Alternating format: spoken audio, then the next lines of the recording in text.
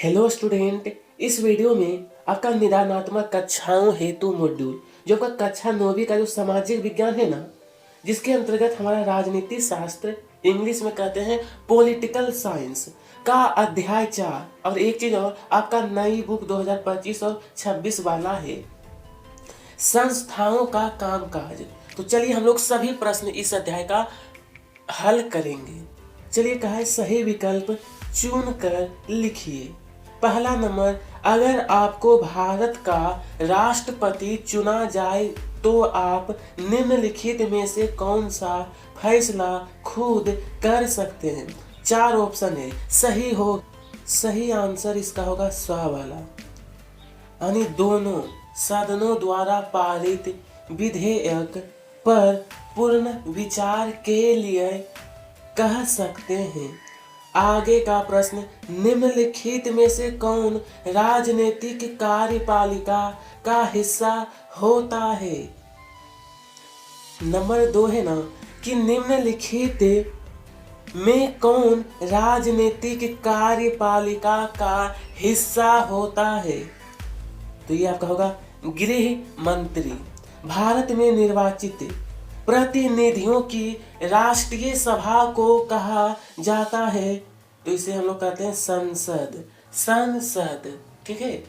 Number 4 है, कौन सी संस्था देश में मौजूद कानून में संशोधन कर सकती है।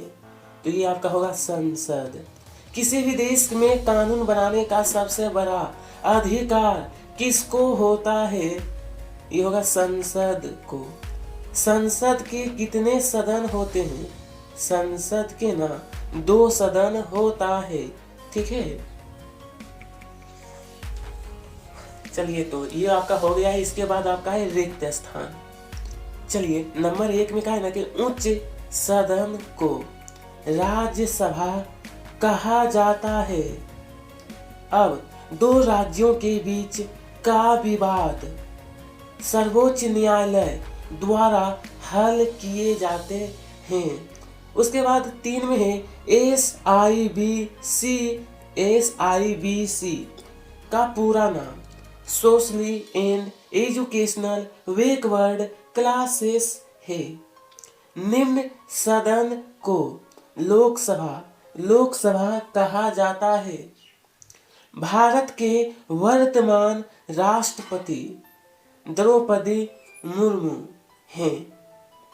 मंडल आयोग ने पिछड़ा वर्ग को आरक्षण देने की सिफारिश की।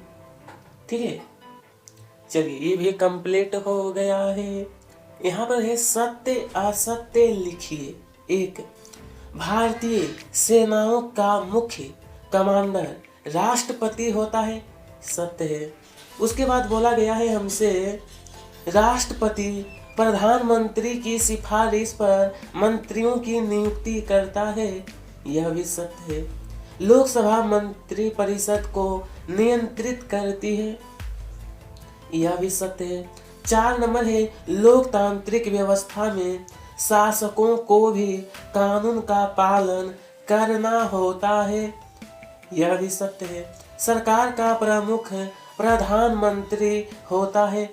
यह भी सत्य है। ठीक है। चलिए सत्य असत्य वाला पूरा हो गया। चलिए मिलान करने वाला लोकतांत्रिक व्यवस्था का हो जाएगा कायदे कानून को मानना। मुख्य न्यायाधीश की नियुक्ति का होगा राष्ट्रपति। उसके बाद है सर्वोच्च न्यायालय का होगा देश के न्यायिक प्रशासन को नियंत्रित करता है। मध्य प्रदेश उच्च न्यायालय जो है ना वो जबलपुर में है। कहाँ पे, तो जबलपुर। अब देखिए सुप्रीम कोर्ट के न्यायाधीशों का जो कार्यकाल होता है ना वो 65 वर्ष का। अब यहाँ पर लिखना है ए का मिलान ई नंबर से, 2 का मिलान आ नंबर से, 3 का द नंबर, 4 का ब, 5 का स। इस तरीके से सही मिलान कर लेना है। 5 में है एक शब्द वाक्य में उत्तर दीजिए। 1 नंबर, भारत में राष्ट्राध्यक्ष किसे कहा जाता है? देखिए इसका उत्तर रहेगा राष्ट्रपति को। दूसरा नंबर, संसद में सम्मिलित अंगों के नाम लिखिए। तो देखिए राष्ट्रपति, लोकसभा एवं राज्यसभा। नंबर 3 है कैबिनेट। क्या होती है कैबिनेट?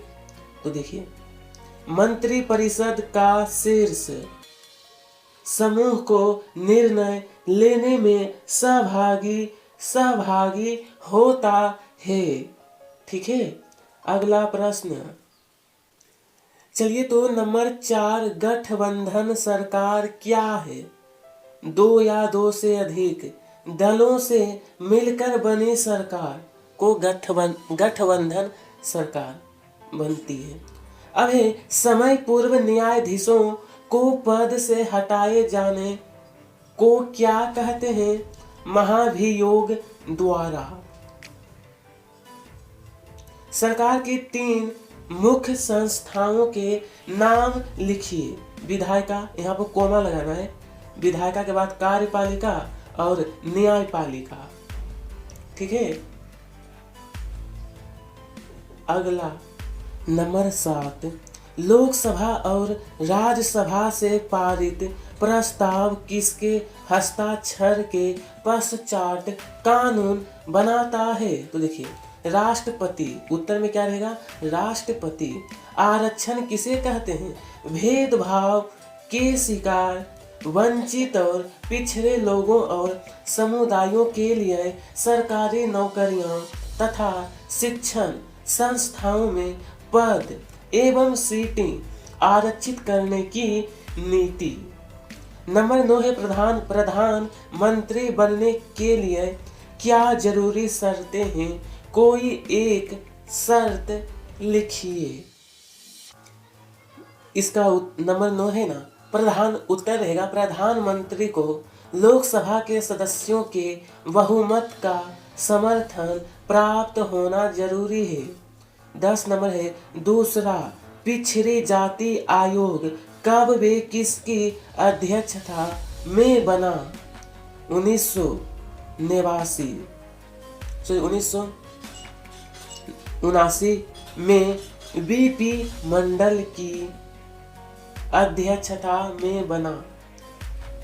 11 है कि इंदिरा साहनी एवं अन्य बनाम भारत सरकार का मामला किससे संबंधित है? पिछड़ा वर्ग आयोग। कौन सा? पिछड़ा वर्ग आयोग।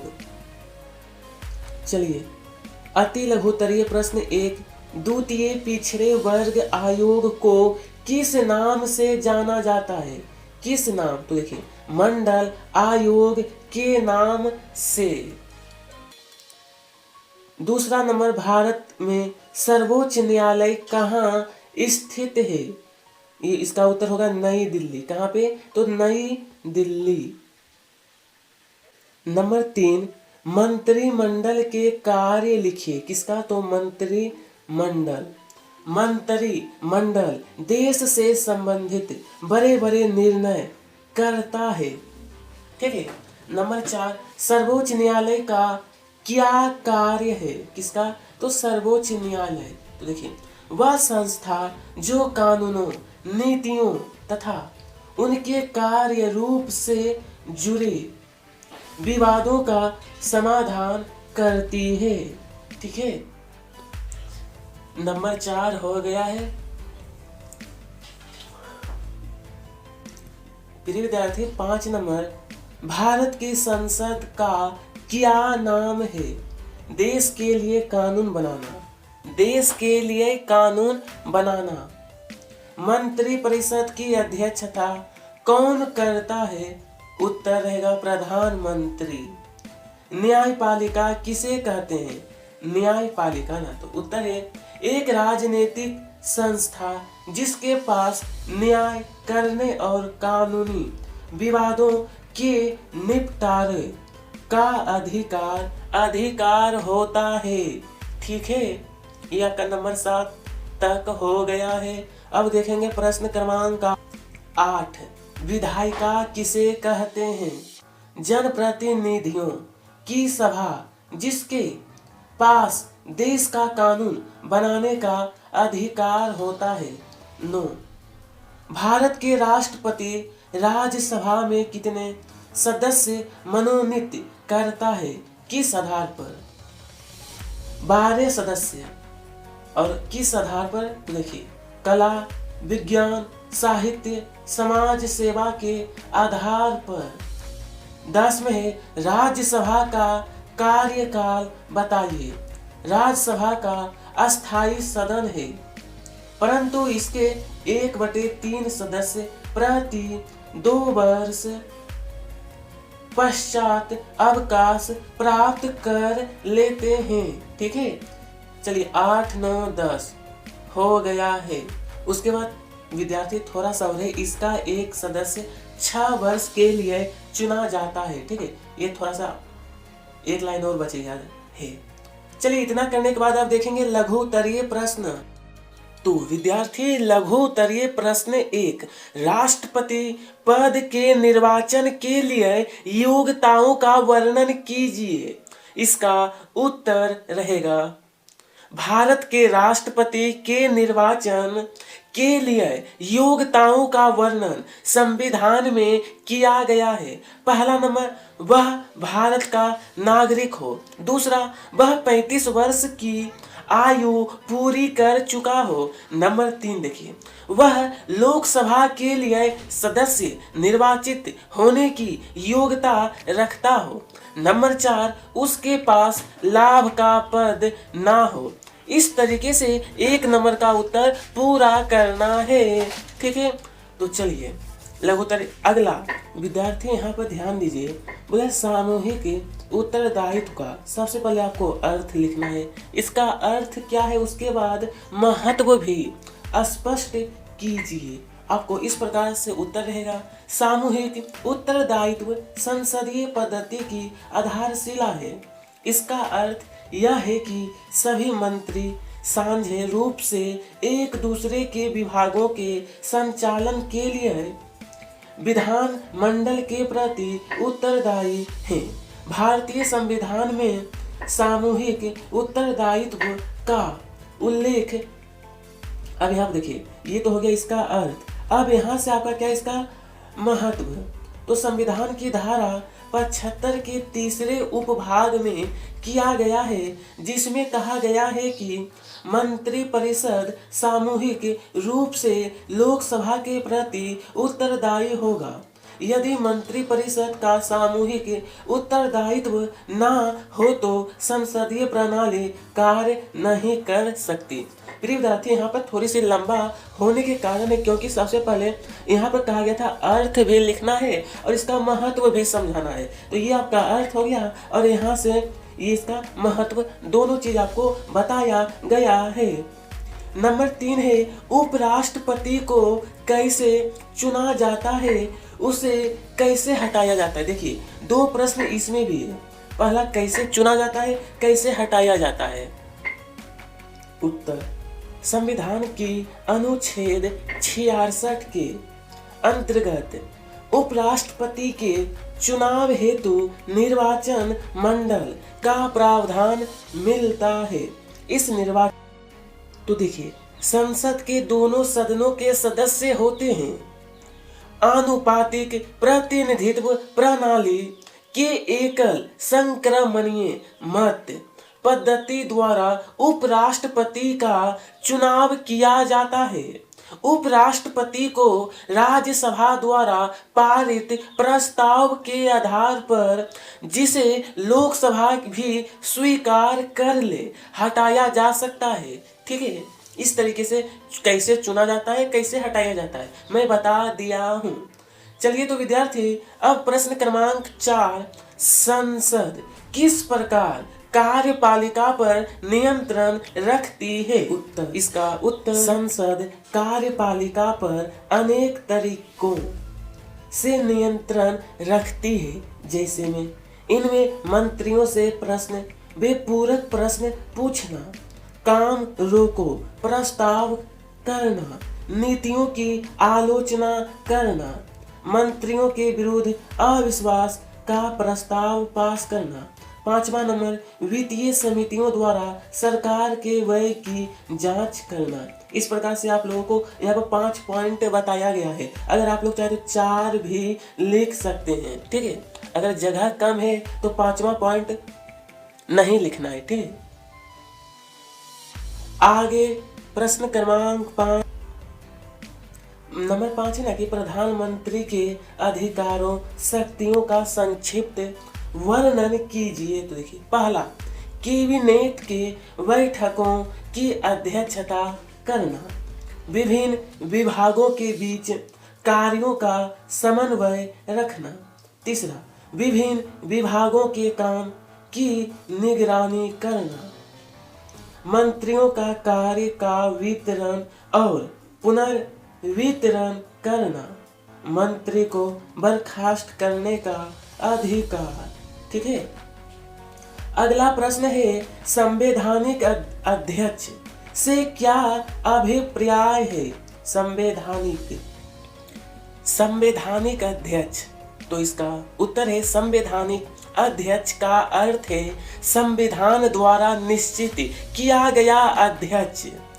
भारतीय संविधान के अनुसार राष्ट्रपति संघीय कार्यपालिका की शक्तियों के स्वामी हैं, परंतु यह आवश्यक नहीं कि जो संवैधानिक अध्यक्ष हो वे वास्तविक अध्यक्ष भी हो। भारत में संवैधानिक अध्यक्ष का पद राष्ट्रपति के पास है, ठीक है।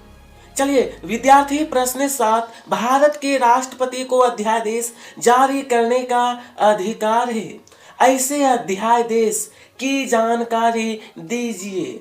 इसका उत्तर रहेगा संविधान की अनुच्छेद 123 में राष्ट्रपति को अध्यादेश जारी करने का अधिकार है उस समय जबकि संसद की, इसके आगे फिर आपको बताया जाएगा, ठीक है। एक लाइन पहले नोट कर लीजिए। अब देखिए, बैठक ना हो रही हो, राष्ट्रपति को अध्यादेश जारी करने की शक्ति होती है, परंतु जब संसद की बैठक बुलाई जाती है तो उस बैठक के प्रथम दिन से लेकर 6 सप्ताह के बीच राष्ट्रपति को उस अध्यादेश की स्वीकृति संसद से प्राप्त करनी पड़ती है। प्रश्न क्रमांक 8, उपराष्ट्रपति के कार्य का संक्षिप्त वर्णन कीजिए। तो देखिए, उपराष्ट्रपति मुख्यतः 2 प्रकार के कार्य, पहला राज्यसभा की बैठकों की अध्यक्षता करना, इस संबंध में उन्हें लगभग वही कार्य करने होते हैं जो लोकसभा के अध्यक्ष करते हैं। दूसरा नंबर रहेगा राष्ट्रपति की अनुपस्थिति में कार्यवाही। राष्ट्रपति के रूप में उपराष्ट्रपति के वे सभी शक्तियों तथा सुविधाएं प्राप्त होती है जो राष्ट्रपति को प्राप्त होता है। इस और एक लाइन ये थोड़ा सा नीचे वाला इंपॉर्टेंट है, ठीक है, कि राष्ट्रपति की मृत्यु पर उपराष्ट्रपति अधिक से अधिक 6 महीनों तक राष्ट्रपति के रूप में कार्य कर सकते हैं, ठीक है। नीचे वाला लाइन थोड़ा सा इंपॉर्टेंट था इसलिए मैं आपको बताया हूँ। देखिए यहाँ पर सारा तो इंपॉर्टेंट इसलिए कंप्लीट कर लीजिएगा। प्रश्न क्रमांक 9, भारत की संसद। उत्तर रहेगा भारत की संसद के मुख्य कार्य निम्नलिखित है। पहला देखिए, यहाँ पर जो 3 नंबर है ना उसे 1 नंबर करके लिखना है कि संसद का नियंत्रण होता है। अधिकांश देशों में संसद की मंजूरी के बाद ही सार्वजनिक पैसे को खर्च किया जा सकता। फिर दूसरा कार्य, ये जो 4 नंबर है ना इसे 2 नंबर करके लिखना है कि सार्वजनिक मामलों और किसी देश की राष्ट्रीय नीति पर चर्चा और बहस के लिए संसद ही सर्वोच्च संघ है। संसद किसी भी मामले में सूचना मांग सकती है। इस प्रकार से विद्यार्थी 2 कार्य आपको लिखना है, ठीक है। इतना तो आप लोग कंप्लीट कर सकते हैं ना। चलिए तो प्रश्न क्रमांक 10, उच्चतम न्यायालय को संविधान का संरक्षक क्यों कहा जाता है। उत्तर, उच्चतम सर्वोच्च न्यायालय को संविधान का संरक्षक कहा जाता है। इसके पीछे मुख्य तर्क यह है कि सर्वोच्च न्यायालय किसी भी कानून अध्यादेश को जिसे वह संविधान के विरुद्ध मानता है उसे असंवैधानिकता घोषित कर सकता है, क्योंकि संविधान की व्याख्या वे किसी कानून की संवैधानिकता का अंतिम निर्णय लेने का अधिकार उच्चतम न्यायालय को है। इस तरीके से आपको चलिए तो विद्यार्थी प्रश्न क्रमांक 11 राज्यपाल की विवेकीय शक्तियों का विवेचन कीजिए। उत्तर, राज्यपाल की विवेकीय शक्तियों का संक्षिप्त वर्णन निम्नलिखित किया गया है, जो कि पहला रहेगा मुख्यमंत्री की नियुक्ति करना, बहुमत दल के नेता को या गठबंधन सरकार के प्रमुख नेता को। ये तो पहला पॉइंट। इसके आगे 1-2 पॉइंट और बताने वाला हूं, जो कि दूसरा नंबर है राज्य प्रशासन का राष्ट्रीय को सूचना, और ये जो 4 नंबर है ना, इसे 3 नंबर करके लिखना है कि किसी विचाराधीन विधेयक को राष्ट्रपति के पास भेजना। ठीक है, ये देखिए प्रश्न 12 है कि मंडल आयोग के बारे में लिखिए। तो इसका उत्तर रहेगा कि भारत सरकार ने 1979 में दूसरा पिछड़ी जाति आयोग गठित किया था, जिसकी अध्यक्षता वीपी मंडल ने की थी, इसलिए इसे मंडल आयोग भी कहा जाता है। इसे भारत के सामाजिक और शैक्षिक दृष्टि से पिछड़े वर्गों की पहचान के लिए मापदंड तय करने और उनका पिछड़ापन दूर करने के उपाय बताने का जिम्मा सौंपा गया है। प्रश्न क्रमांक 13 में बोला गया है कि लोकसभा व राज्यसभाओं के कार्यों में 3 अंतर लिखिए। तो देखिए पहला अंतर कि लोकसभा को लोअर हाउस कहा जाता है, यह संसद का निम्न सदन तथा अधिक प्रभावशाली है, जबकि राज्यसभा को अपर हाउस कहा जाता है, यह सदन का उच्च सदन है तथा कम शक्तियां प्राप्त है। फिर दूसरा अंतर रहेगा सामान्य कानून और सरकार के बजट या पैसे से संबंधित मामलों में लोकसभा राज्यसभा से अधिक शक्तिशाली है। और तीसरा अंतर अब आपको लिखना है कि लोकसभा मंत्रिपरिषद को नियंत्रित करती है, राज्यसभा नहीं। इस तरीके से विद्यार्थी 3 अंतर लिखना है, जो कि बिल्कुल सरल बताया गया है। अगला कैबिनेट मंत्री व राज्य मंत्री के बारे में समझाइए। कैबिनेट मंत्री प्राय सत्ताधारी पार्टी या गठबंधन की पार्टियों के वरिष्ठ नेता होते हैं। ये प्रमुख मंत्रालयों के प्रभावी होते हैं। कैबिनेट मंत्री परिषद का शीर्ष समूह होता है। राज्य मंत्री अपने विभाग के कैबिनेट मंत्रियों से जुड़े होते हैं और उनकी सहायता करते हैं। प्रश्न क्रमांक 15 में कहा है कि राष्ट्रपति के 4 कार्यों को लिखिए। कितना? तो 4। तो चलिए, पहला, सारे कानून और सरकार के प्रमुख फैसले नीतिगत राष्ट्रपति के नाम पर ही होते हैं। दूसरा रहेगा भारत के मुख्य न्यायाधीश सर्वोच्च न्यायालय, राज्य के उच्च न्यायालयों के न्यायाधीश, राज्यपालों, चुनाव आयुक्त और राजदूतों की नियुक्ति राष्ट्रपति करता है। तीसरा, सभी अंतर्राष्ट्रीय समझौते और राष्ट्रपति के नाम पर ही होते हैं। नंबर 4 में है राष्ट्रपति को क्षमादान का अधिकार प्राप्त है। इस प्रकार से 4 कार्य आपको लिखना है, जो चारों आपको बताया गया है।